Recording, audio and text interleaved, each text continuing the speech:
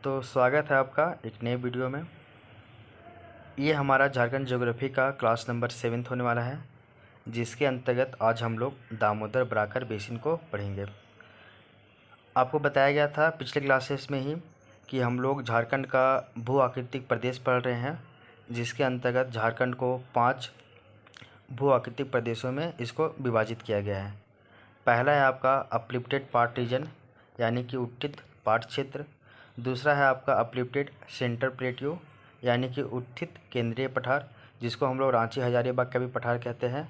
तीसरा है आपका बाहरी पठार, जिसको 2 भागों में बांटा गया है। एक है आपका उत्तरी बाहरी पठार और एक है आपका दक्षिणी बाहरी पठार। इसके अलावा एक और जो चौथा डिवीज़न किया गया है वो है आपका दामोदर बराकर बेसिन, और जो आपका लास्ट 5वां जो डिवीज़न है वो है आपका संथाल परगना उच्च भूमि, है ना। तो अब देखिए, झारखंड का अगर सबसे ऊंचा वाला क्षेत्र बोला जाए तो वह है आपका अपलिफ्टेड पार्ट रीजन। तो पार्ट क्षेत्र झारखंड का सबसे ऊंचा क्षेत्र है, जिसका एवरेज अगर हाइट देखें तो वो आपका 900 से लेकर 1000 मीटर के मध्य में पाया जाता है। झारखंड में सेकेंड ऊंचाई वाला अगर क्षेत्र पूछा जाए तो वह है आपका अपलिफ्टेड सेंटर प्लेट्यू, यानी कि रांची हजारीबाग का पठार, जिसका एवरेज हाइट 600 मीटर के मध्य पाया जाता है। और अगर झारखंड में ऊंचाई वाला क्षेत्र पूछा जाए तो वो है आपका बाहरी पठार। और बाहरी पठार को भी 2 भागों में बांटा गया है। ऊपर वाले को हम लोग नदर्न आउटर प्लेट्यू कहते हैं, जबकि नीचे वाले को हम लोग सदर्न आउटर प्लेट्यू कहते हैं। और इसका अगर एवरेज हाइट हम लोग देखें तो वो है आपका अप्रोक्स 300 मीटर। ठीक है, तो हम लोग अपलिफ्टेड पार्ट रीजन के बारे में हम लोग डिटेल से पढ़ चुके हैं। हम लोग अपलिफ्टेड सेंटर प्लेट्यू, जिसको हम लोग रांची हजारीबाग का पठार कहते हैं, इसके बारे में भी पढ़ चुके हैं पिछले क्लासेस में। इसके अलावा क्लास नंबर 6 में हम लोगों ने जो झारखंड का आउटर प्लेट है, यानी कि नदर्न आउटर प्लेट और आपका सदर्न आउटर प्लेट, इन दोनों के बारे में हम लोग पढ़ चुके हैं। आज हम लोग दामोदर बराकर बेसिन के बारे में पढ़ेंगे। तो ये रहा आपका ये वाला जो एरिया है, इसको हम लोग बोलते हैं दामोदर बराकर बेसिन, है ना। तो आज हम लोग दामोदर बराकर बेसिन के बारे में पढ़ेंगे। तो आइए स्टार्ट करते हैं आज का क्लास। सबसे पहले देखिए, जो आपका दामोदर बराकर बेसिन के बारे में बताया गया है कि इसमें एक मैप के माध्यम से बताया गया है। इस एरिया को आप थोड़ा सा ध्यान दीजिएगा तो आप बेहतर तरीके से इसको रिलेट कर पाइएगा। ये हम लोग जो देखे हैं झारखंड का मैप है,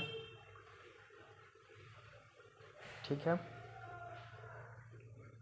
तो यहाँ वाला जो एरिया है, इस एरिया में आपका दामोदर बराकर बेसिन है। देखिए, इस वाले एरिया में तो आपका पाट क्षेत्र है, बीच में आपका रांची हजारीबाग का पठार है, ऊपर आपका हजारीबाग का पठार, नीचे आपका रांची का पठार है। नीचे वाला एरिया पूरा आपका दक्षिणी बाहरी पठार है, ऊपर का एरिया आपका उत्तरी बाहरी पठार है। और ये जो एरिया भी दर्शाए हैं इसको हम लोग बोलते हैं दामोदर बराकर बेसिन, और इधर वाले को हम लोग बोलते हैं संथाल परगना उच्च भूमि। तो देखिए, हम लोग दामोदर बराकर बेसिन की बात करें तो ऊपर के भाग को हम लोग बोलते हैं बराकर बेसिन। ये बराकर नदी इधर से फ्लो होती है, तो बराकर नदी के द्वारा ये इसका मतलब कि इस बेसिन का निर्माण होता है। वहीं नीचे में दामोदर नदी फ्लो होती है, तो दामोदर नदी के द्वारा दामोदर बेसिन का निर्माण होता है। और बीच में जो एरिया दोनों को मतलब दोनों का जो मर्ज वाला एरिया रहता है, जहाँ पे आके दोनों नदियाँ मिलती है, उसको हम लोग बोलते हैं अंतरघाटी पहाड़ी क्षेत्र। इसको समझने के लिए आप समझिए इस तरह से, झारखंड में एक टॉपिक है आपका रिवर का टॉपिक। तो देखिए, झारखंड में इस तरह से आपका दामोदर नदी आकर मतलब ये बह रही है। दामोदर नदी जो है वो लातेहार के टोरी से निकलती है और वो पूर्व की ओर बहते हुए बंगाल की खाड़ी में जाकर मिल जाती है, मतलब बंगाल में इंटर करती है, फिर वो आगे जाकर वो बंगाल की खाड़ी में मिल जाती है। तो इसमें एक नदी आकर देखिए, एक तो यहाँ पे आपका एक नदी है बोकारो नदी, जो कि आपका दामोदर नदी का सहायक नदी है। और इसके अलावा एक है आपका कोनान नदी, जो कि दामोदर में आके मिलती है, ये भी दामोदर का सहायक नदी है। और एक है आपका जमुनिया नदी। ये 3 बड़े बड़े नदी है जो कि उत्तर की ओर से आकर जो है वो मतलब कि दामोदर नदी में आकर मिल जाती है। वहीं हम लोग देखते हैं एक है आपका बराकर नदी, जिसका निर्माण आपका पद्मा से होता है। हजारीबाग जो पठार है उसका जो उत्तरी कगार है, यानी कि नदर्न जो इस्कार्पमेंट एरिया है, वहाँ एक क्षेत्र है जिसका नाम है पद्मा, तो वहाँ से बराकर नदी का उद्गम होता है। अब देखिए बराकर नदी ऐसे निकलती है और ये बराकर नदी आकर इस दामोदर नदी में ही मिल जाती है। कहने का मतलब है दामोदर नदी का आपका ट्रिब्यूटरी है बराकर नदी। तो देखिए अब इस वाले एरिया में आपका दामोदर नदी बह रहा है नीचे वाले एरिया में, और आपका ऊपर वाले एरिया में बराकर नदी बह रहा है। ये है आपका बराकर रिवर यानी कि बराकर नदी, और ये है आपका दामोदर नदी। ये आपका बोकारो नदी है, ये आपका कोनान नदी है, और ये आपका जमुनिया नदी है। तो इधर आपका दामोदर नदी फ़्लो कर रही है। तो हम लोग जानते हैं कि जब नदी वगैरह फ़्लो करती है तब अपने साथ वो कई सारे अवसाद को लेकर और कहीं पे एक जगह पे जाके निक्षेप कर देती है, यानी कि डिपोजिट कर देती है। तो यहाँ पे एक प्लेन बनता है डिपोजिशनल प्लेन, जो हम लोग आगे पढ़ेंगे, जो कि दामोदर नदी के द्वारा जो डिपोजिशन होता है यानी कि जो निक्षेपण होता है, तो निक्षेपण के फलस्वरूप एक मैदान का निर्माण होता है। उसको हम लोग बोलते हैं मतलब कि रार का मैदान, जो कि आपका पश्चिम बंगाल में बनता है। तो देखिए, और ये दामोदर नदी का ये बेसिन वाला क्षेत्र है, दामोदर बेसिन है, और ये आपका बराकर नदी बह रही है, तो ये बराकर नदी भी अपना बेसिन का निर्माण करती है। तो इसमें बताया जा रहा है कि ऊपर में आपका बराकर नदी है तो आपका ऊपर में बराकर बेसिन बनेगा, नीचे में आपका दामोदर नदी बह रही है तो नीचे में आपका दामोदर बेसिन का निर्माण होता है।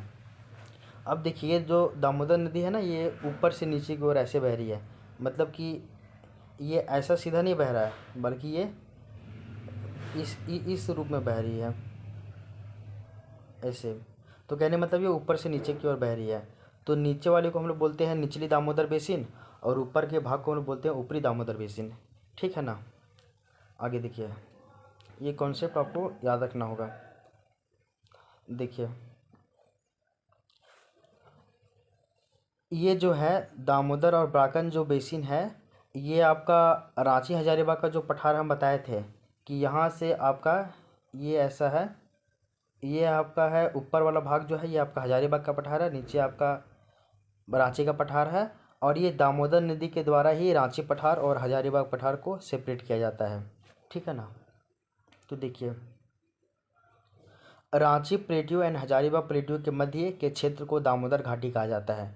कहने का मतलब है ऊपर में आपका हजारीबाग का पठार है, नीचे में आपका रांची का पठार है, और बीच में एक नदी फ्लो होती है जिसका नाम है दामोदर नदी, और उस क्षेत्र को हम लोग दामोदर घाटी कहते हैं। ठीक है ना। आगे देखिए, Santhal Pargana highland and Hazaribagh plateau के मध्य बराकर नदी का प्रवाह क्षेत्र पाया जाता है। देखिए ये जो बताए हम कि इस तरह से आकर बराकर नदी जो है वो दामोदर नदी में आकर मिल जाती है।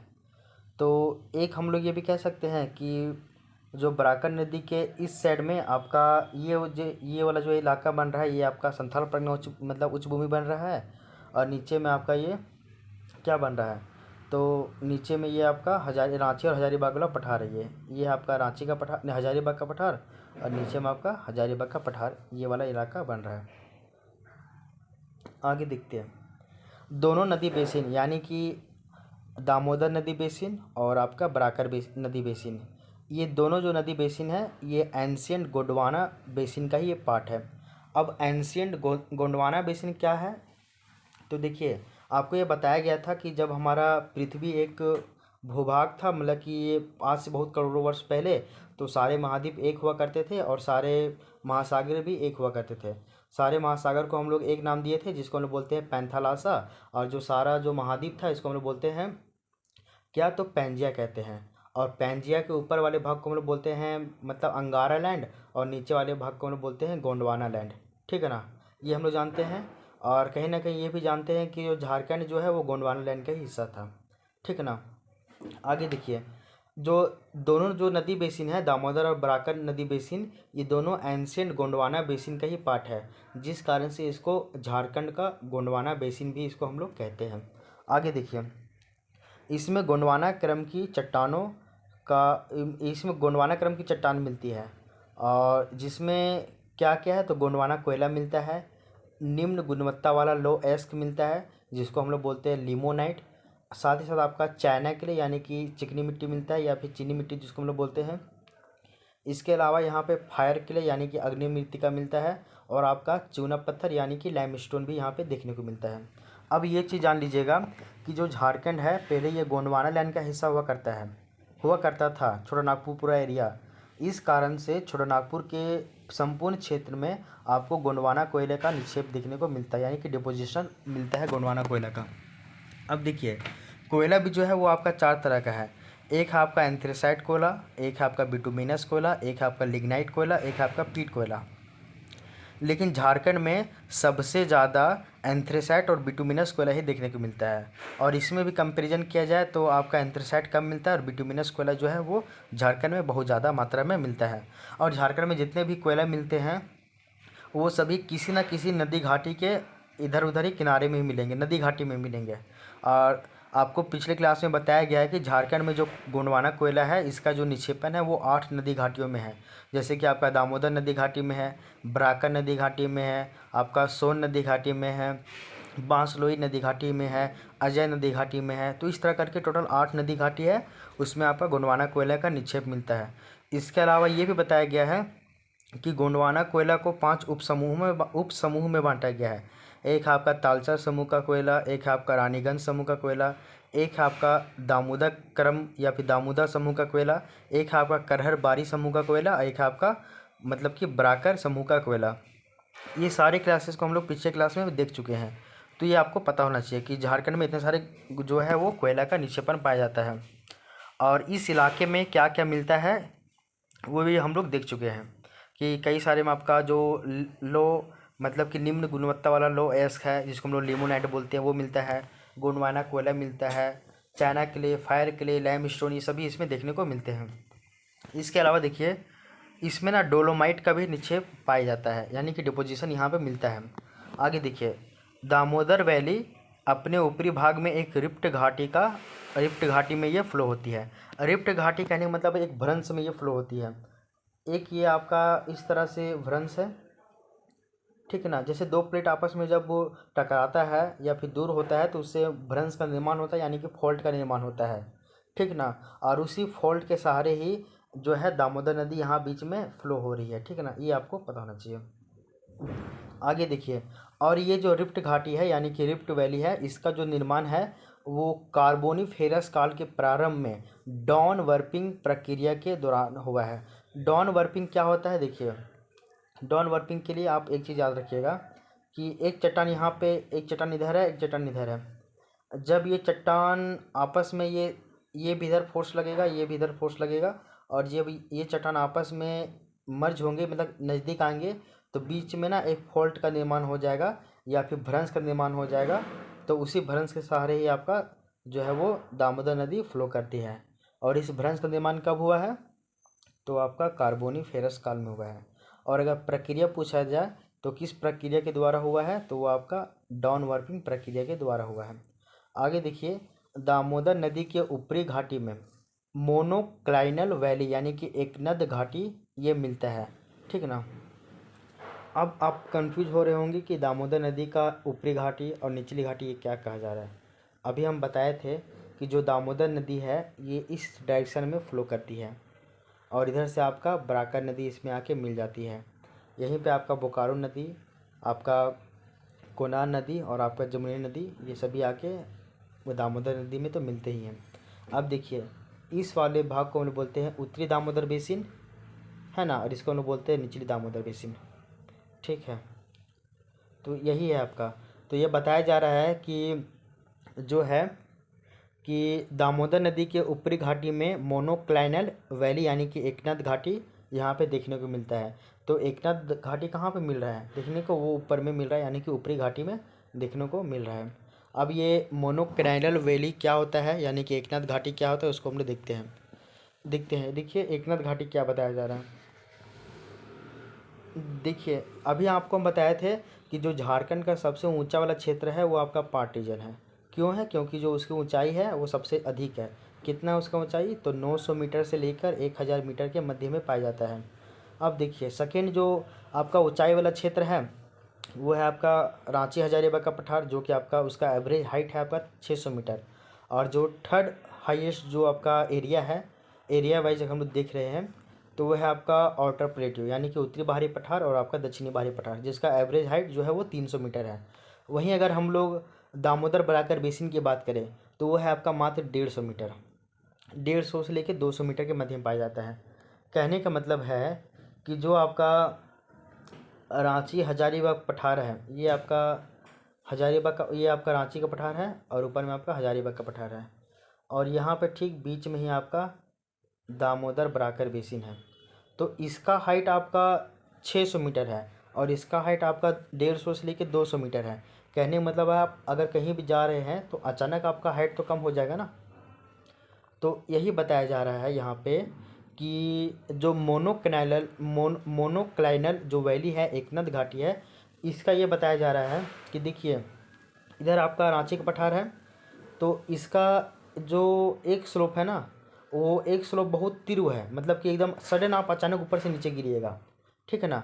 और जबकि एक इसका जो स्लोप है ये काफ़ी ढाल में है, मतलब कि मंद है, ठीक है ना। एक जो स्लोप है यानी कि ढाल है वो काफ़ी तीव्र है, यानी कि इधर से अगर कोई नदी आएगी तो ये तीव्र गति में यहाँ से यहाँ नीचे गिरेगी, जबकि अगर इधर से कोई नदी आगे बढ़ेगी तो वो तीव्र गति से ये बढ़ेगी। कहने का मतलब ये ऐसा है, मान के चलिए, ठीक है ना।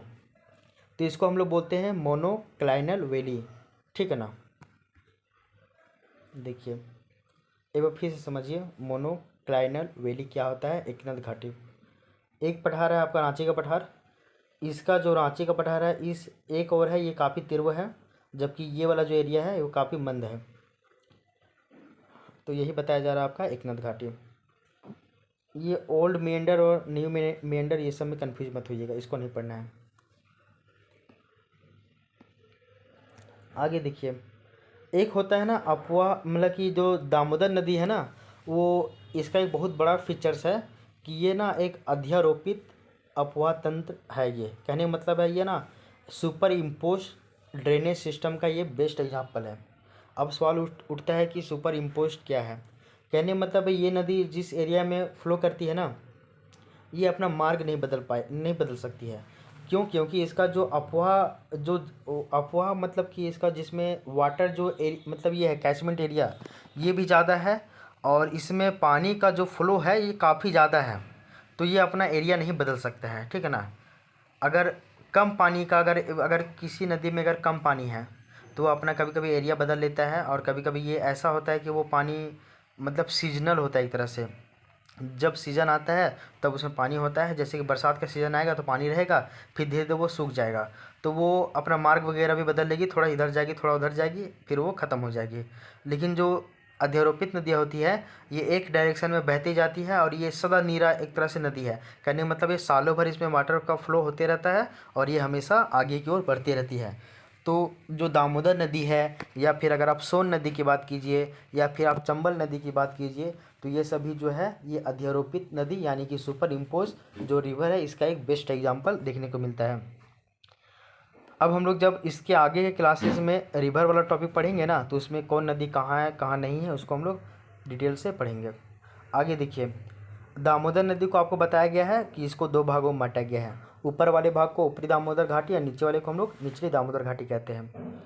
तो जो ऊपरी दामोदर घाटी है इसका जो एवरेज हाइट है ये आपका है लगभग लगभग 300 से लगभग 500 मीटर, ठीक है ना, ऊपरी दामोदर घाटी का हाइट। और अगर इसमें अगर ज़िला पूछा जाए तो ये आपका ज़िला लातेहार है, रामगढ़ है, और आपका रांची ये आपका ऊपरी दामोदर घाटी में आएगा। और एक चीज़ और याद रखिएगा कि ऊपरी दामोदर घाटी में आपका करहर बारी एवं बराकर क्रम की जो गोंडवाना कोयला है ये आप यहाँ पे देखने को मिलता है। अभी हम बताए थे आपको कि झारखंड में जो गोंडवाना कोयला का जो निक्षेप है वो नदी घाटियों में मिलता है, और 8 गो नदी घाटी है यहाँ पे आपका गोंडवाना कोयला देखने को मिलता है। इसके अलावा हम बताएं कि झारखंड में जो गोंडवाना कोयला है इसको 5 और उप समूहों में डिवाइड किया गया है। तो जो आपका करहरबारी जो गोंडवाना कोयला है, या फिर जो ब्राकर क्रम का जो या ब्राकर समूह का जो गोंडवाना कोयला है, ये आपका ऊपरी दामोदर घाटी में देखने को मिलता है। इसके अलावा अगर हम लोग निचली दामोदर घाटी देखें तो ये आपका रजरप्पा के पूर्व में जो स्थित है इसको हम लोग निचली दामोदर घाटी कहते हैं। इसका जो एवरेज हाइट है ये आपका 300 मीटर से भी कम है। अगर इसमें ज़िला पूछा जाए तो ये आपका बोकारो, धनबाद, रामगढ़ इसमें आएगा। और यहाँ पे आपका दामोदर क्रम, रानीगंज क्रम और आपका करहरबारी तीनों क्रम का कोयला यहाँ पे देखने को मिलता है। देखिए इस वाले ऊपर वाले भाग में यहाँ पे आपका लातेहार, रामगढ़ और रांची देखने को मिलता है, और नीचे वाले में यहाँ पे बोकारो, धनबाद और रामगढ़ का कुछ भाग यहाँ पे देखने को मिलता है। इसका एवरेज हाइट कितना है, 300 से लेके 500 मीटर, और इसका कितना है तो आपका 300 मीटर से भी कम है। यहाँ पे आपको कैसे कोयला मिलेगा तो आपका करहरबारी और आपका बराकर क्रम का कोयला मिलेगा, जबकि यहाँ पे कैसा कोयला मिलेगा तो दामोदर क्रम, रानीगंज क्रम और आपका करहरबारी, तीनों तरह का कोयला देखने को मिलता है। तो ये था हमारा दामोदर बेसिन। तो दामोदर बेसिन हम लोगों का कंप्लीट हो गया। अब हम लोग नेक्स्ट पढ़ेंगे बराकर बेसिन। तो देखिए बराकर बेसिन के बारे में क्या है। बराकर बेसिन के बारे में ज़्यादा कुछ नहीं है। बराकर बेसिन के बारे में बताया गया है कि इसका जो उत्पत्ति है वो हजारीबाग पठार के उत्तरी कगार यानी कि पद्मा से हुआ है। बराकर नदी का ही निर्माण आपका पद्मा से हुआ है, और पद्मा कहाँ है तो आपका हजारीबाग पठार का उत्तरी कगार है। अब देखिए यहाँ पे एक वर्ड आया है कगार। कगार आपको पिछले क्लास में बताया गया है, क्लास 1 में ही। कगार का मतलब होता है फॉल्ट बोलिए या फिर स्कार्पमेंट। कहने का मतलब है सडन चेंज। आप ये एक पठार है, अब यहाँ से आप फ्लो यहाँ जा रहे थे अचानक यहाँ पे चेंज हो गया। इसका हाइट आपका जैसे कि 600 मीटर था, इसका हाइट अचानक 300 मीटर हो गया, मतलब अचानक चेंज हुआ 300 मीटर का। तो ये सडन चेंज है ना, इसको हम बोलेंगे कगार। और झारखंड में जितने भी वाटरफॉल यानी कि जलप्रपात हैं या फिर जितने भी घाट हैं, ये सभी आपका कगार में ही देखने को मिलते हैं। ठीक है ना। आगे देखिए, आपको ये बताया गया था कि ये है आपका हजारीबाग का पठार और ये है आपका रांची का पठार। ये आपका हजारीबाग पठार का उत्तरी कगार है, ये हजारीबाग पठार का पूर्वी कगार है, ये रांची पठार का दक्षिणी कगार है, ये रांची पठार का पूर्वी कगार है, ये रांची पठार का पश्चिमी कगार है, और ये आपका हजारीबाग पठार का पश्चिमी कगार है। तो हजारीबाग कगार का जो ये पूर्वी भाग है, इस पूर्वी भाग से ही आपका मतलब कि बराकर नदी का उद्गम होता है, और यहाँ से एक नदी निकलती है यानी कि बराकर नदी निकलती है, और यहाँ से आपका फ्लो हो रहा है दामोदर नदी, और बराकर नदी आके इसमें मिल जाती है ना। और जो मतलब ये हजारीबाग पठार का जो उत्तरी कगार है, यहाँ से आपका एक क्षेत्र है जिसका नाम है पद्मा। पद्मा से आपका बराकर नदी निकलती है, और ये एक बेसिन का निर्माण करती है जिसको हम लोग बोलते हैं बराकर बेसिन, या फिर इसका जो एरिया रहता है, इसका किनारे किनारे एरिया को हम लोग घाटी बोलते हैं। मतलब नदी के किनारे वाले जो इलाका है उसको हम लोग घाटी बोल रहे हैं, तो उसको बराकर घाटी कहेंगे, यानी कि बराकर नदी के द्वारा बन रहा है इसलिए उसको हम लोग बराकर घाटी कहते हैं। आगे देखिए, बराकर जो घाटी है यहाँ पे भी आपका गोंडवाना बेसिन के ये उत्तरी सीमा का ये निर्धारण करती है। इतना ये इम्पोर्टेंट नहीं है, इस पॉइंट को आप नेगलेक्ट कर भी सकते हैं।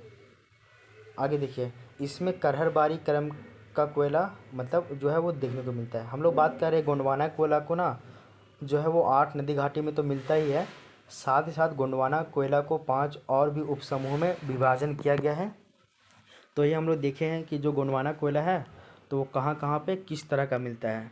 जैसे कि हम लोग दामोदर घाटी में देखें तो दामोदर घाटी में, ऊपरी दामोदर घाटी में अलग तरह का कोयला मिलता है, निचली दामोदर घाटी में अलग तरह का कोयला मिलता है।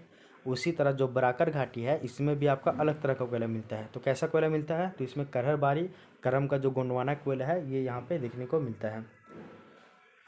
तो जो आपका दामोदर बराकर बेसिन था ये आपका टॉपिक कंप्लीट हो गया है। नेक्स्ट हम लोग संथाल परगना उच्च भूमि देखेंगे। तो देखिए अभी तक हम लोगों ने क्या क्या पढ़ा है। पहला तो आपका अपलिफ्टेड पार्ट रीजन ये कंप्लीट हो गया है। दूसरा आपका सेंट्रल अपलिफ्टेड सेंट्रल जो प्लेट्यू है जिसको हम लोग रांची हजारीबाग का पठार कहते हैं, यह भी कंप्लीट हो चुका है। तीसरा जो हमारा बाहरी पठार है यानी कि आउटर प्लेट्यू, जो कि 2 भागों में बांटा गया है, एक आपका नदर्न आउटर प्लेट्यू, एक आपका सदर्न आउटर प्लेट्यू, ये भी हम लोग पढ़ लिए हैं। अभी के क्लास में हम लोग दामोदर बराकर बेसिन यानी कि इस वाले रीजन को पढ़ें। अब हम लोग संथाल परगना उच्च भूमि को पढ़ेंगे। तो आइए स्टार्ट करते हैं संथाल परगना उच्च भूमि के बारे में। ये क्या कहता है सो देखिए, जो आपका संथाल परगना उच्च भूमि है इसके बारे में ये एक चीज़ बताया गया है कि संथाल परगना का अगर हम लोग पॉलिटिकल और हम लोग अगर फिजिकल डिवीज़न करें, पॉलिटिकल डिवीज़न के अनुसार तो हम लोग बात करते हैं कि इसको 6 जिला में इसको विभाजन किया गया है, और अगर इसका फिजिकल यानी कि भौतिक विभाजन करें तो इसमें कुछ कुछ पाएंगे कि ऊपर वाले भाग को हम लोग बोलते हैं राजमहल का उत्तरी पश्चिमी अपरदित क्षेत्र। क्या कहते हैं? ऊपर वाले भाग को हम लोग कहते हैं राजमहल का उत्तरी पश्चिमी अपरदित क्षेत्र।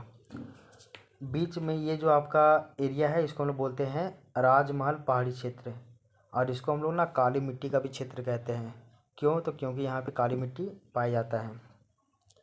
इसके अलावा इधर नीचे में देखिएगा आपका है अजय बेसिन और आपका मोर बेसिन। तो अजय नदी के द्वारा एक बेसिन का निर्माण किया जा रहा है, इसको हम बोलते हैं अजय बेसिन, या फिर अजय की एक सहायक नदी है मोर, तो इसको हम लोग मोर बेसिन भी कहते हैं। इसके ठीक ऊपर में है आपका देवघर का मैदान। ये है आपका देवघर का मैदान। अजय बेसिन और जो मोर बेसिन है ये आपका जामताड़ा वाले इलाके में आ जाएगा। देवघर का मैदान आपका देवघर में है, ये हम लोग जान चुके हैं। तो और जो नीचे वाला जो इलाका है इस वाले भाग को हम लोग कहते हैं एलिवियल अपलैंड, यानी कि जलोढ़ उच्च भूमि वाला क्षेत्र है। और अभी तक हम बताए हैं कि झारखंड में जितने भी जो मैदान हैं वो जो मैदान मिलते हैं वो सभी आपका अपरदनात्मक मैदान है।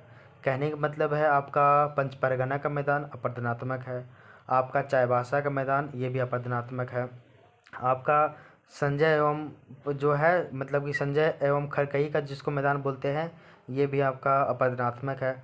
आप छतरपुर मैदान की बात करते हैं जिसको पुनपुन का भी मैदान कहते हैं, ये भी आपका अपरदनात्मक मैदान है। लेकिन झारखंड में केवल एक जो मैदान है वो आपका निक्षेपणात्मक मैदान है, और वो है आपका राजमहल पहाड़ी के नीचे वाला जो क्षेत्र है।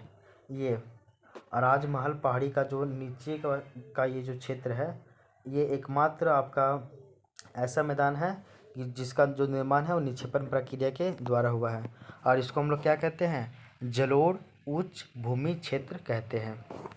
ठीक है, अब हम लोग संथाल प्रगना उच्च भूमि के बारे में कुछ कुछ बेसिक बात समझते हैं। देखिए, जो आपका संथाल प्रगना उच्च भूमि है इसका जो एवरेज हाइट है, औसत जो ऊंचाई है ये आपका 150 मीटर से लेकर 300 मीटर मध्य पाया जाता है। तो 150 से लेकर 300 मीटर के मध्य में आपका संथाल प्रगना उच्च भूमि है। इसके अलावा झारखंड का सबसे अपरदित क्षेत्र है। ये झारखंड में ना सबसे ज़्यादा अगर अपरदित कोई क्षेत्र है तो वो आपका संथाल प्रगना उच्च भूमि है। ठीक है ना। आगे देखिए, इसके निचले भाग में आर्कियन बेसमेंट चट्टान देखने को मिलता है यानी कि नीस, तथा ऊपरी भाग में बेसाल्ट लावा की परत मिलती है। क्या कहना चाह रहा है इसको समझिए। ये आपका जो मतलब देखिए हम लोग ये आपका पूरा है क्या संथाल प्रगना उच्च भूमि। तो संथाल प्रगना उच्च भूमि के बारे में बताया जा रहा है कि जो आपका संथाल प्रगना उच्च भूमि है इसका जो भूमि है तो नीचे में तो आपका ये मिलता है, वो आपका मिलता है आर्कियन बेसमेंट यानी कि आर्कियन चट्टान मिलती है। और आपको बताया गया था कि जो आर्कियन चट्टान है इसमें 3 तरह का चट्टान देखने को मिलता है। एक है आपका ग्रेनाइट, एक है आपका नीस और एक है आपका शिस्ट। और आर्कियन चट्टान में सबसे ज़्यादा जो बहुतायत मिलती है वो है आपका नीस। तो इस कारण से आर्कियन चट्टान यानी आर्कियन बेसमेंट को हम लोग नीस भी यहाँ बगल में किनारे में लिखा हुआ। क्यों? क्योंकि नीस यहाँ पे बहुत ज़्यादा अधिक मात्रा में मिलता है। आपका नीस ग्रेनाइट और शिस्ट तीनों मिलता है, लेकिन सबसे ज़्यादा जो रेशियो है वो आपका नीस का है। इस कारण से जो आपका आर्कियन बेसमेंट है इसको हम लोग नीस चट्टान भी कहते हैं। तो जो आपका संथाल प्रगना उच्च भूमि है इसका जो बेसमेंट है कहने मतलब इसका जो आधार है वो किस चट्टान का बना हुआ है तो आपका आर्कियन चट्टान का। ठीक है, और आर्कियन चट्टान में सबसे ज़्यादा क्या मिलता है तो आपका नीस देखने को मिलता है। वहीं अगर हम लोग आर्कियन चट्टान के ऊपर की बात करें तो ये यहाँ पे आपका बेसाल्टिक लावा का परत देखने को मिलता है। क्या मिलता है तो आपका बेसाल्टिक लावा का परत देखने को मिलता है। इसका बात क्या है भैया वो देखिए, ऊपर में जो एरिया है वो बेसाल्टिक लावा का देखने को मिलता है। आपको पिछले क्लास में बताया गया है कि मध्यजीवी लावा प्रवाह यानी कि झारखंड में मीसोजोइक जो काल है इसमें 2 बार लावा प्रवाह होता है। एक को हम लोग बोलते हैं पाट लावा प्रवाह और एक को हम लोग बोलते हैं राजमहल लावा प्रवाह। ठीक है ना। और जो आपका पाट लावा प्रवाह था ये आपका दक्कन लावा प्रवाह का ही भाग था। उसी तरह हम लोग बात करते हैं राजमहल लावा प्रवाह। तो जब लावा प्रवाह हुआ ना तो उसके बाद यहाँ पे मतलब कि जो ऊपर में अंदर का जो हम लोग बात करते हैं कि जो अंदर में जो ये चट्टान जो है वो पिघली हुई अवस्था में रहती है। तो जब तक वो धरातल के अंदर रहे यानी कि पृथ्वी के भीतर रहे तो उसको हम लोग कहते हैं लावा, सॉरी मैग्मा कहते हैं। लेकिन जब वो पृथ्वी के भूपट्टी यानी कि क्रस्ट से जैसे ही वो बाहर आ जाए उसको हम लोग कहेंगे लावा। तो लावा भी वही है, मैग्मा भी वही है। तो जब वो पृथ्वी के ऊपर आ गया तो उसको हम लोग क्या कहेंगे, लावा कहेंगे। और ये कैसा है, तो वो आपका बेसाल्टिक लावा है। ठीक है। तो इस कारण से जब ज्वालामुखी का उद्भेदन हुआ, ज्वालामुखी का जब ये प्रवाह हुआ तो अंदर का जो बेसाल्टिक लावा है वो सभी बाहर आ गया। पृथ्वी के भीतर था तो वो मैग्मा कहलाया, पृथ्वी के ऊपर आया तो वो लावा कहलाया। इस कारण से जो आपका इसको हम लोग बोलते हैं बेसाल्टिक लावा। तो नीचे में आपका आर्कियन बेसमेंट देखने को मिलता है, बट ऊपर में आपका बेसाल्टिक लावा देखने को मिलता है। अब देखिए, जो आपका राजमहल का जो पठार है इसको फिर ना दो पार्ट में इसको डिवीज़न किया गया, यानी इसको दो भागों में बांटा गया है। एक है आपका राजमहल पठारी क्षेत्र, क्या है, एक है आपका राजमहल पठारी क्षेत्र और दूसरा है आपका अपर्दित पठारी क्षेत्र। अब आइए दोनों के बारे में एक एक करके हम लोग बात करते हैं कि क्या ये बताना चाह रहा है। सबसे पहले है आपका राजमहल पहाड़ी क्षेत्र। ठीक है। इसके बारे में बताया जा रहा है कि इसका जो धरातल है वो कैसा है, आर्कियन बेसमेंट का है। और आर्कियन बेसमेंट के जस्ट बगल में नीस क्यों लिखा है ये आप खुद समझ पाइएगा। क्यों, क्योंकि यहाँ पे आर्कियन ग्रेनाइट मतलब सॉरी आर्कियन चट्टान में आपका ग्रेनाइट, नीस और आपका सिस्ट देखने को मिलता है, जिसमें से सबसे ज़्यादा रेशियो यानी कि बहुतायत में क्या मिलता है, नीस। इस कारण से हम लोग आर्कियन चट्टान को नीस चट्टान भी कहते हैं। और इसका जो बेसमेंट है यानी कि जो इसका आधार है वो किस चट्टान का बना हुआ है, तो आर्कियन चट्टान का बना हुआ है। इसके अलावा हम लोग बात किए कि इसके ऊपर में बेसाल्ट चट्टान है। और हम लोग ये भी जानते हैं कि राजमहल जो आपका एरिया है यहाँ पे आपका राजमहल लावा प्रवाह हुआ था, तो इस कारण से ऊपर में आपका बेसाल्टिक लावा देखने को मिलता है। तो ये आपका क्या है, बेसाल्ट चट्टान है। ठीक है ना। आगे देखिए, जो आपका पृथ्वी के भीतर मैग्मा है वो बाहर आया, लावा है, और वही लावा जब ठंडा हुआ तो वही चट्टान बन गया ना।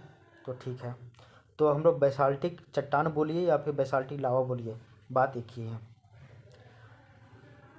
तो राजमहल का जो इधर वाला जो मतलब कि पश्चिमी भाग है ये कैसा है, ये आपका जेंटल है यानी कि मंद है। लेकिन अगर हम लोग पूर्वी भाग की बात करें तो वो काफ़ी स्टीप है। स्टीप कहने का मतलब है काफ़ी तीव्र है। इधर से जेंटल है ये और इधर से आपका स्टीप है यानी कि खड़ा है। ठीक ना। ये वाला जो एरिया है इसको हम बोलते हैं पिडमॉन्ट एरिया, यानी कि पर्वत के नीचे का क्षेत्र। जैसे हम लोग बात करते हैं ना कि ये आपका पर्वत है, ठीक है, तो इस वाले इलाके को हम लोग बोलते हैं रैन शेडो एरिया बोलते हैं ना, यानी कि वृष्टि छाया प्रदेश। तो ठीक इसी तरह इस वाले इलाके को हम लोग बोलते हैं मतलब कि पीडमॉन्ट एरिया, यानी कि पर्वत के नीचे वाला क्षेत्र। पर्वत के नीचे वाला जो क्षेत्र है ना इसको हम लोग बोलते हैं क्या, तो पीडमॉन्ट एरिया बोलते हैं। यानी कि पर्वतीय जलोढ़ निक्षेप का क्षेत्र है। यानी कि पर्वत अगर जो टूट रहा है यानी कि चट्टान भी टूटता है ना हवा का फ्लो से, विंड का फ्लो से, जो बात करते हैं वर्षा हो रही है, रासायनिक प्रक्रिया अपक्षय हो रही है, निक्षेपण हो रही है, तो इस कारण से पर्वत भी टूटता है। तो इसके कारण से ये टूट टूट कर नीचे में निक्षेप होते रहता है, ये भी हम लोग जाने हैं। हम लोग पिछले क्लास में ये भी जाने थे कि अपक्षय क्या होता है, अपर्दन क्या होता है, निक्षेपण क्या होता है। इसके अलावा हम बताए थे कि जो राजमहल का पहाड़ी क्षेत्र है जिसको हम लोग काली मिट्टी का भी क्षेत्र कहते हैं, क्यों, क्योंकि वहाँ पे काली मिट्टी ज़्यादा देखने को मिलती है। ठीक है। तो राजमहल पहाड़ी क्षेत्र के बारे में याद रखिएगा कि इसका जो पूर्वी भाग है वो आपका स्टीप है यानी कि काफ़ी तीव्र है, जबकि इसका जो पश्चिमी भाग है वो जेंटल है यानी कि मंद है। साथ ही साथ ये याद रखिएगा कि जो आपका राजमहल पहाड़ी क्षेत्र है इसका जो आधार है वो आपका आर्कियन बेसमेंट का बना हुआ है, और इसका ऊपर में हम लोग बेसाल्टिक चट्टान या फिर बेसाल्टिक लावा देखने को मिलता है। इसके अलावा ये भी जाने कि जो राजमहल पहाड़ी क्षेत्र है इसके पूर्वी भाग में जो पर्वत का नीचे वाला एरिया है इसको हम लोग बोलते हैं पिडमॉन्ट एरिया, और ये आपका पर्वतीय जलोढ़ निक्षेप का क्षेत्र है। ठीक है। आगे देखिए, तो राजमहल पहाड़ी क्षेत्र के बारे में हम लोग कुछ कुछ और भी फैक्ट दिया हुआ वो देखिए। इसका जो पूर्वी भाग है वो तीव्र है, तीव्र ढाल वाला है, जबकि इसका जो पश्चिमी भाग है वो सापेक्षिक रूप से मंद है। वो भी हम लोग देख चुके हैं कि एक भाग तो इसका पूर्वी भाग तो इसका स्टीप है यानी कि तीव्र है, जबकि इसका जो पश्चिमी भाग है वो आपका जेंटल है यानी कि मंद है, ये बता चुके हैं। इसके अलावा देखिए झारखंड के उत्तर पूर्वी भाग में, यानी कि उत्तर पूर्वी भाग में, ये झारखंड का मैप हम लोग देखें तो कुछ इस तरह से होगा। तो ये आपका उत्तर वाला इलाका है और ये आपका पूर्व वाला इलाका है। तो उत्तर पूर्वी भाग में ये बताया जा रहा है। तो झारखंड के उत्तर पूर्वी भाग में उत्तर पूर्व से दक्षिण पूर्व दिशा में इसका लोकेशन है, ठीक है ना। उत्तर पूर्व से लेकर दक्षिण पूर्व, ये मैप देखिए ना भाई, ये पूर्व हुआ, ये पश्चिम हुआ, ये उत्तर हुआ, ये दक्षिण हुआ। तो ये उत्तर पूर्व यानी कि यहाँ से लेके, इधर से लेके, और आपका ये दक्षिण पश्चिम तक है। तो दक्षिण मतलब नीचे की ओर जाएगा, पश्चिम मतलब इधर की ओर जाएगा। तो इस इलाके में ना ये राजमहल पहाड़ी क्षेत्र फैला हुआ है, तो ये बताया जा रहा है। अगर इसमें डिस्ट्रिक्ट की बात करें तो हम लोग जानते हैं कि राजमहल का अगर पॉलिटिकल डिवीज़न करें तो वो आपका 6 गो डिस्ट्रिक्ट आएगा। वहीं अगर इसका अगर हम लोग मतलब कि फिजिकली डिवीज़न करें या फिजिकल डिवीज़न करें तो इसको हम लोग 4-5 एरिया में बांटते हैं, जैसे कि देवघर का मैदान हो गया, शंख बेसिन या फिर अजय बेसिन या फिर मोर बेसिन हो गया, आपका राजमहल पहाड़ी क्षेत्र हो गया, आपका जलोढ़ मृदा का क्षेत्र हो गया। इस समय हम लोग इसको बांटते हैं। तो इसमें डिस्ट्रिक्ट साहेबगंज, गोड्डा, पाकुड़, दुमका, देवघर है। यहाँ केवल जामताड़ा नहीं है, याद रखिएगा। आगे देखिए जो राजमहल पहाड़ी क्षेत्र है इसका निर्माण कब हुआ है, तो ट्रियासिक जुरासिक काल में भ्रंशन, और जो इंडियन प्लेट है यानी भारतीय प्लेट है इसका अफ्रीकन प्लेट से टूटने के कारण जो निर्मित हुआ था, क्या निर्माण हुआ था, तो भ्रंश घाटी का यानी कि जो फॉल्ट वैली का निर्माण हुआ था। इसी के सहारे जो बेसाल्टिक लावा है ये मतलब कि इसका फ्लो हुआ था। क्या बतलाना चाह रहे हैं वो देखिए आप।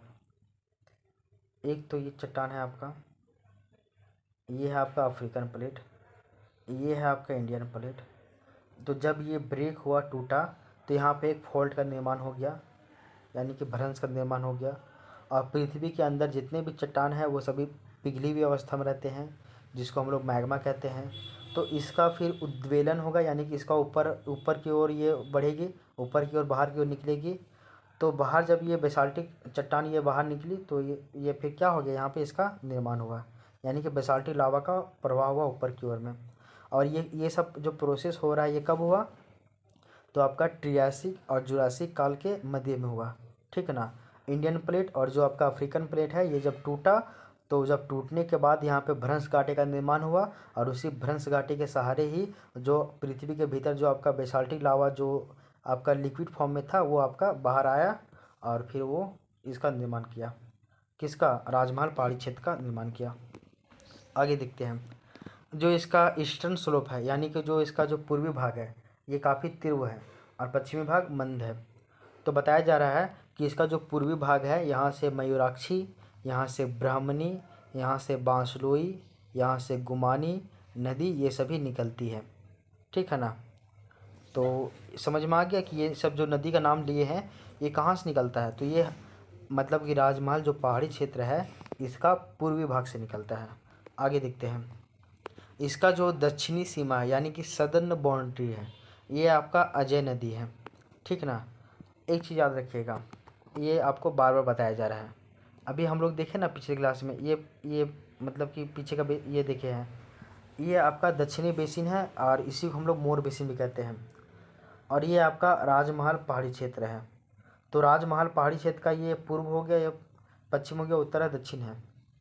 सॉरी ये इस तरह से दिखेगा। राजमहल पहाड़ी का ना ये दक्षिणी क्षेत्र आपका है अजय बेसिन। देखिए यहाँ देखिए इसका जो दक्षिणी सीमा है राजमहल पहाड़ी क्षेत्र का, इसका दक्षिणी सीमा अजय नदी बनाता है, अजय नदी या फिर मोर बेसिन बोलिए। और ये जो अजय नदी है ये संथाल प्रगना उच्च भूमि को छोटा नागपुर पठार से अलग करती है। अभी तक आपको हम 2 नदी के बारे में बताए हैं। एक है आपका ये दामोदर नदी। तो दामोदर नदी जो है वो हजारीबाग पठार को और रांची पठार को अलग करता है। वहीं पे एक यहाँ पे फ्लो हो रहा है आपका क्या, तो अजय नदी। अजय नदी जो है वो छोटानागपुर पठार को और आपका संथाल परगना उच्च भूमि को ये क्या करता है, सेपरेट करता है। ये याद रखिएगा बस केवल। इसके अलावा एक पॉइंट और भी इसमें देखिए कि जो अजय नदी है इसका दो सहायक नदी है जो कि बहुत फेमस है। एक है आपका पत्थरो और एक है आपका जयंती या फिर जयंतिया, दोनों में कोई भी नाम आप याद रखिएगा। तो पत्थरो और जयंतिया इसकी दो सहायक नदी है जो कि इसकी राइट बैंक ट्रिब्यूटरी है, यानी कि मतलब कि दाहिनी ओर से इसमें आके मिलती है। ट्रिब्यूटरी यानी कि सहायक नदी है। इसके अलावा देखिए पत्थरों और जो जयंतिया है, यहाँ पे गोंडवाना कोयला का निक्षेप भी पाया जाता है और यहाँ पे कई सारे खनन यानी कि माइनिंग एरिया भी है।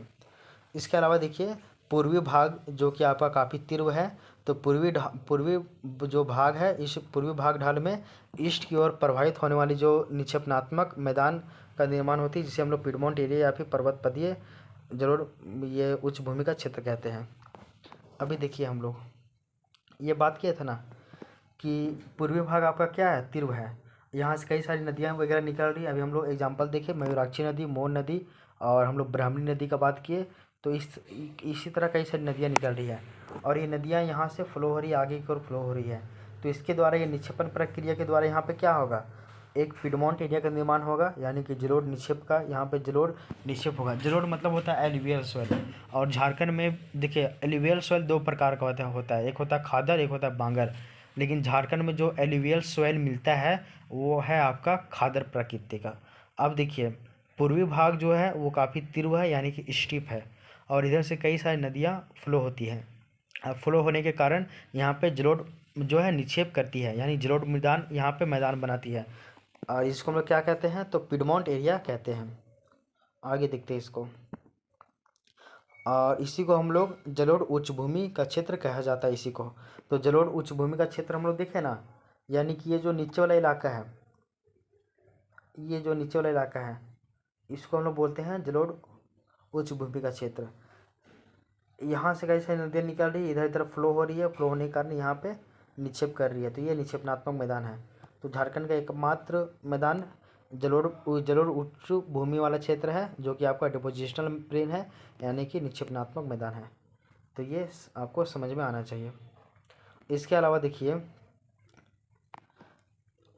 नॉर्थ से साउथ की दिशा में एक संकरी पट्टी के रूप में ये गंगा रिवर से अजय नदी के मध्य में ये स्थित है।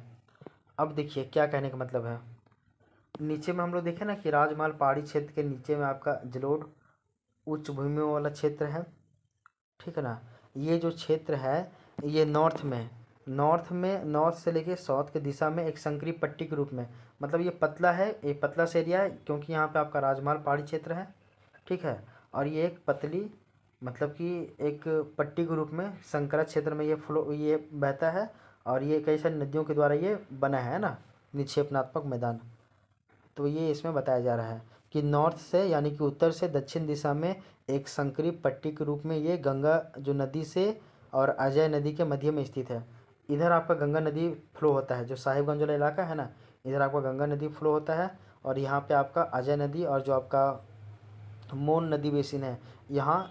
तो नॉर्थ में आपका गंगा रिवर और साउथ में आपका जो अजय नदी है, इन दोनों के बीच में आपका जलोढ़ उच्च भूमि वाला क्षेत्र है।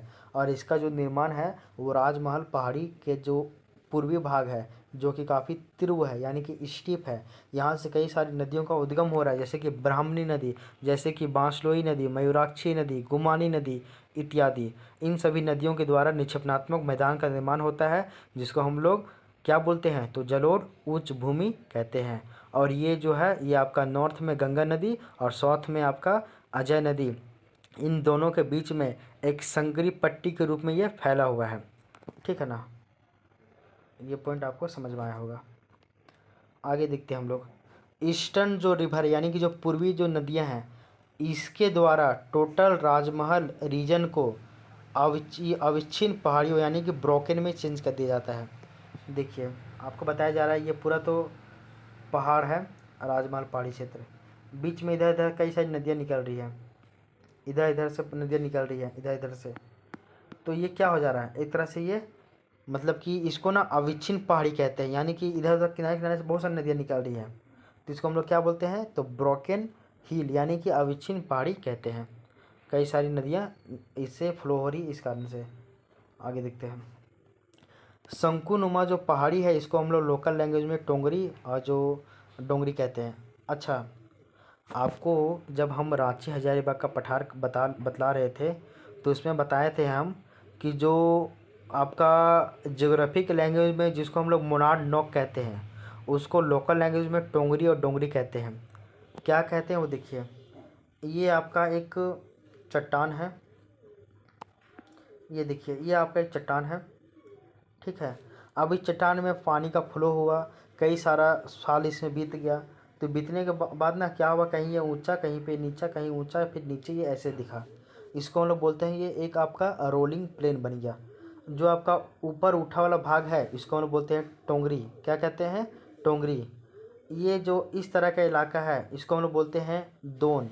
ये जो आपका नीचे वाला जो इलाका है इसको हम लोग बोलते हैं टाड़। ये जो ऐसा ढलान वाला इलाका बतला रहे हैं ना हम, ऐसा इसको बोलेंगे दोन, जो काफ़ी फर्टाइल होता है। नीचे वाले भाग को हम लोग बोलते हैं टाड़ और ऊपर वाले भाग को हम लोग बोलते हैं क्या, तो टोंगरी। अब देखिए इसी को हम लोग डोंगरी जो बोल रहे हैं, टोंगरी या फिर डोंगरी, ये दोनों क्या है इसके बारे में बताते हैं। देखिए अगर ये शंकुनुमा रहा तो शंकुनुमा को हम लोग बोलेंगे क्या, तो टोंगरी।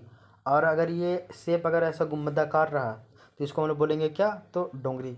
यहाँ तक आपको समझ में आना चाहिए। अब देखिए ये रोलिंग प्लेन में हम लोग बात कर रहे हैं कि ये जो दृश्यगत है यानी जो दिख रहा है, ये तो आपका यहाँ कई सारी नदियाँ वगैरह फ्लो हो रही है, तो नदियों के नीचे वाला भाग को तो हम लोग नहीं देख पा रहे, यानी कि टाँड़ जो क्षेत्र है यानी नीचे वाला, इसको हम लोग ज़्यादा नहीं देख पा रहे हैं। दोन जो क्षेत्र है इसको किनारे वाले भाग को हम लोग देख रहे हैं। और जो ऊपर में ये जो दृश्यगत है इसी को हम लोग मोनाड नॉक या फिर इसी को हम लोग टोंगरी या डोंगरी कहते हैं। अगर उसका शेप अगर गुम्बदाकार रहा तो उसको हम लोग टोंगरी कहेंगे। अगर उसका शेप अगर ये सॉरी कॉनिकल शेप रहा तो उसको टोंगरी कहेंगे। और अगर ऐसे गोल सा रहा गुम्बदाकार तो उसको हम लोग बोलेंगे डोंगरी। बस यही कॉन्सेप्ट आपको याद रखना है, ज़्यादा इसमें उलझना नहीं है। आगे देखिए, दुमका और जो साहिबगंज के मध्य में जो राजमहल की जो पहाड़ी है ये दो समानांतर श्रेणियों में पाई जाती है और इन दोनों सीरीज के मध्य में ही मैराल जो नदी है वो फ्लो होती है। क्या कहना चाहते हो वो देखिए, एक तो है आपका यहाँ पे दुमका, ठीक है, और एक है आपका यहाँ पे क्या है, तो है आपका साहिबगंज। दो डिस्ट्रिक्ट है, एक है आपका दुमका, एक है डिस्ट्रिक्ट आपका साहिबगंज। इन दोनों के मध्य में जो राजमहल पहाड़ी क्षेत्र है वो दो समानांतर श्रेणियों में पाई जाती है, एक ये श्रेणी में और एक ये श्रेणी में, ठीक है। ये श्रेणी भी किसका है, राजमहल पहाड़ी क्षेत्र का है, और ये भी श्रेणी किसका है, तो राजमहल पहाड़ी क्षेत्र का है। तो ये दोनों समानांतर श्रेणी हुआ, कहने का मतलब आमने सामने हुआ। ये किसके बीच में है, तो आपका दुमका और आपका साहिबगंज दोनों के बीच में है। तो दुमका और साहिबगंज के बीच में राजमहल पहाड़ी क्षेत्र का दो समानांतर श्रेणियाँ पाई जाती है और जिसके मध्य से ही क्या होकर फ्लो होती है, तो एक नदी फ्लो होती है जिसको हम लोग बोलते हैं मैराल नदी, और इसी को ही हम लोग गुमानी नदी भी कहते हैं। मतलब कि यहाँ से एक नदी फ्लो हो रही है, इसको हम लोग क्या कहेंगे, इसको हम लोग कहेंगे मैराल रिवर या फिर गुमानी नदी कहेंगे।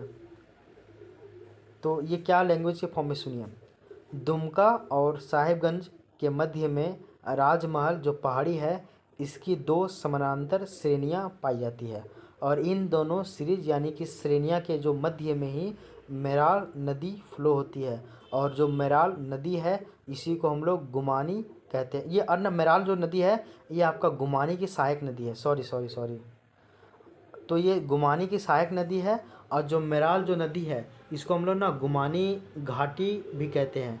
इसको गुमानी घाटी क्यों कहते हैं वो देखिए, इस क्षेत्र को मैराल घाटी भी कहा जाता है या फिर इस क्षेत्र को हम लोग गुमानी घाटी भी कहते हैं। तो नदी के किनारे वाला जो क्षेत्र है उसको नदी घाटी कहते हैं, तो जिस नदी का रहा उस नदी घाटी कह देंगे। दामोदर नदी के जो किनारे अगल बगल का जो क्षेत्र है उसको हम लोग दामोदर घाटी बोल देंगे। तो उसी तरह जो मैराल घाटी है, कहने मतलब है यहाँ पे आपका मैराल नदी फ्लो हो रही है और साथ ही साथ जो है यहाँ पे आपका गुमानी नदी भी फ्लो हो रही है, जो कि मैराल नदी जो है वो गुमानी नदी का ही सहायक है। तो इसको हम लोग क्या बोलेंगे, गुमानी घाटी भी बोल सकते हैं और इसको हम लोग मैराल घाटी भी कह सकते हैं। मैराल नदी यहाँ से फ्लो होता है इसलिए इसको हम लोग मैराल घाटी कहते हैं, और जो मैराल नदी है वो आपका गुमानी नदी का ही सहायक है, इस कारण से इसको हम लोग गुमानी घाटी भी कहते हैं। तो ये कॉन्सेप्ट यहाँ तक कंप्लीट हो गया है। तो आई होप यहाँ तक आपको समझ में आया होगा। आज के क्लास में हम लोग क्या जाने, तो जो दामोदर ब्राकर बेसिन है जिसको हम लोग एक बराकर बेसिन और एक आपका दामोदर बेसिन। दामोदर बेसिन को भी दो भागों में बांटा गया था, एक आपका ऊपरी दामोदर बेसिन, एक आपका निचली दामोदर बेसिन। इसका निर्माण कब हुआ, यहाँ पर किस तरह का कोयला पाया जाता है, यहाँ पे चट्टान मिलते हैं तो कौन कौन से चट्टान मिलते हैं, ये भी जाने हम लोग। साथ ही साथ हम लोग जाने बराकर बेसिन के बारे में जाने कि ये बराकर नदी के द्वारा इसका निर्माण होता है। फिर हम लोग जाने संथाल प्रज्ञा उच्च भूमि के बारे में जाने। संथाल प्रज्ञा जो है इसको हम लोग पहले पॉलिटिकल डिवीजन देखे, 6 को डिस्ट्रिक्ट में बांटा गया है। उसी तरह इसका हम लोग मतलब कि ये फिजिकल जो डिवीज़न है ये भी किए। इसके अंतर्गत हम लोग जाने कि इसमें इसका दो भाग है, एक आपका राजमहल पहाड़ी क्षेत्र है और एक आपका क्या था, और एक आपका अपर्दित पठारी क्षेत्र है। तो राजमहल पहाड़ी क्षेत्र के बारे में जाने कि इसका पूर्वी भाग जो है वो काफ़ी तीव्र है, यहाँ से कई सारी नदियों का निर्माण हो रहा है, और पश्चिमी भाग जो है वो आपका मंद है। इसके अलावा जो हम लोग अपर्दित पठारी क्षेत्र देखे हैं तो हम लोग ये भी जाने हैं कि जो आपका पूर्वी भाग से कई सारी नदियाँ निकलती है जो आगे की ओर फ्लो करती है और निक्षेपण प्रक्रिया के द्वारा यहाँ पे एक पिडमॉन्ट एरिया का निर्माण करती है, जिसको हम लोग पर्वतीय जलोढ़ निक्षेप का क्षेत्र कहते हैं। ठीक है ना, ये हम लोग जाने। जहाँ पे आपको काली मिट्टी देखने को मिलता है इसलिए इसको हम लोग बोलते हैं काली जलोढ़ मिट्टी कहते हैं। ठीक ना, और इसी को ही हम लोग बोलते हैं आपका जलोढ़ उच्च भूमि वाला क्षेत्र, जो कि एक संकरी पट्टी के रूप में आपका पाया जाता है। गंगा नदी से नॉर्थ में गंगा नदी और साउथ में आपका आपका अजय नदी, इन दोनों के मध्य में एक संकरी पट्टी के रूप में ये पाया जाता है। इसके अलावा हम लोग ये भी जाने कि आपका जो मतलब कि दुमका और साहिबगंज के मध्य में जो राजमहल पहाड़ी है ये आपका दो समानांतर श्रेणी में ये है, और इसी के इन दोनों के जो मध्य में यानी कि ये इन दोनों समानांतर श्रेणियों के मध्य में एक नदी फ्लो होती है जो कि आपका मेराल नदी। और मेराल नदी जो है वो घुमानी नदी का ही सहायक है, इस कारण से इसको मेराल घाटी या फिर घुमानी घाटी कहते हैं। तो आई होप यहाँ तक आपको ये क्लास समझ में आया होगा। तो इस तरह से हम लोगों का ये जो क्लास नंबर मतलब 7th था ये भी कंप्लीट हो गया है।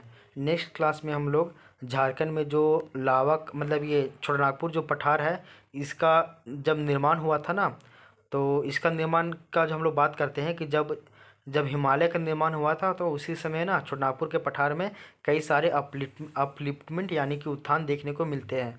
तो इसको हम लोग नेक्स्ट क्लास में देख लेंगे।